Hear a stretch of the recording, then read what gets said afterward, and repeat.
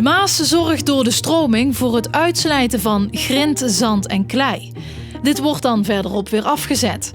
Tijdens extreem hoog water wordt dit proces versterkt. In de Lus van Linne is dat duidelijk zichtbaar.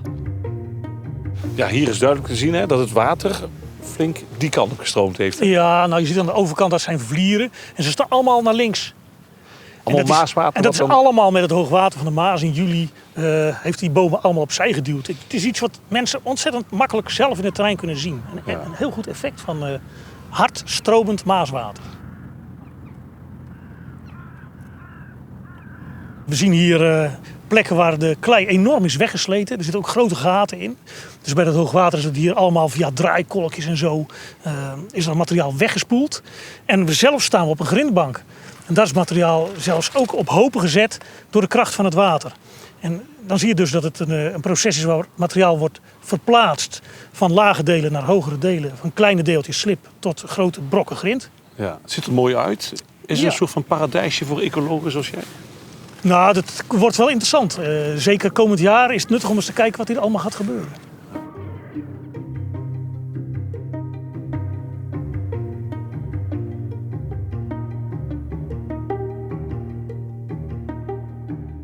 Het is een soort van centraal punt hier, toch? Ja, je kan hier heel goed zien hoe de situatie in elkaar zit.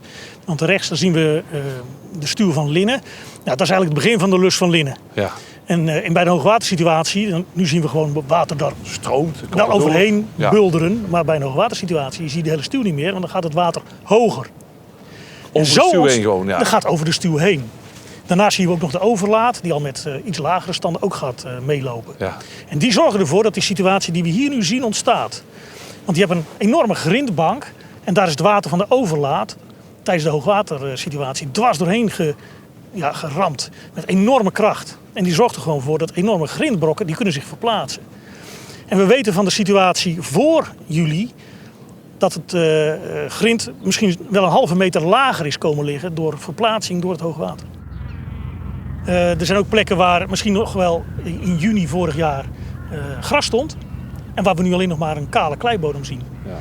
Dus al dat materiaal dat is meegestroomd met het water. En ligt misschien nu in de plas of is verder richting Rotterdam gestroomd. Ja, hoe jammer is dat? Nou, wij vinden dat het bij natuur past.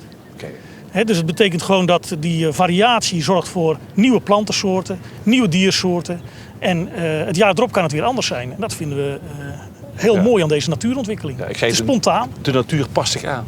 De natuur past zich aan, ja. Wij hebben het er soms wat moeilijker mee.